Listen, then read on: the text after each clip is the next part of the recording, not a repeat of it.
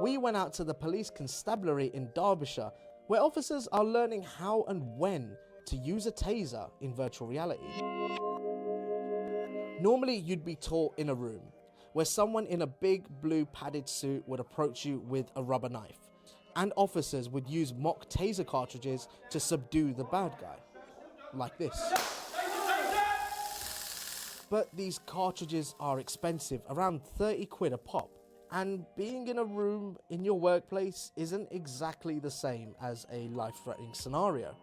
So, virtual reality company AVRT have created a massive space using these sensor mats where officers can put on a headset and roam around a virtual environment. Mind you stepping over to that side for me?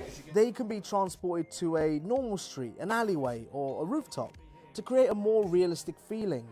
And an instructor even adds a voice, so it feels as though you're dealing with a real person.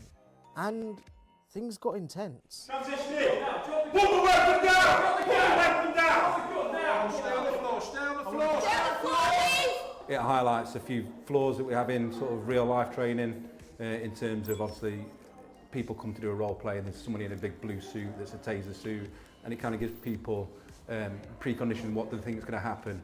So in the VR world, it's just nice that we can input certain scenarios that they're not aware of. I completely mirror that. You do get fully submerged into the scenario, which you don't think you will by putting something over your face and ears. But as soon as that headset goes on and the headphones go on, you do get straight into it and you forget about everybody else around you and you just deal with what you see.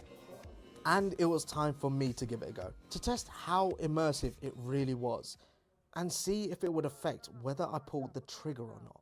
Put the knife down. Hey, take a step back. David, go back. Hey, David, drop the knife, David, stop where you're standing. I've got a taser. Do not get any closer. Put the knife down. Put it down.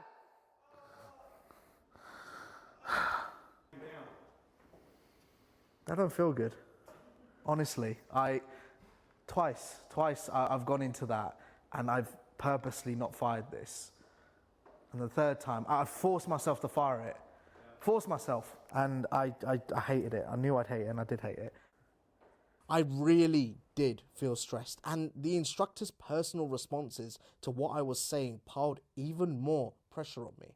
I really did think about the gravity of actually firing that taser. I think that's enough. I think we've done enough now. Yeah. You happy? Cool. There is I think, an issue with trust between the public and the police force, and a lot of that is down to how force is deployed by the police force. There is a huge story that goes on before the deployment of a weapon, before a weapon is even drawn, before any use of force is engaged.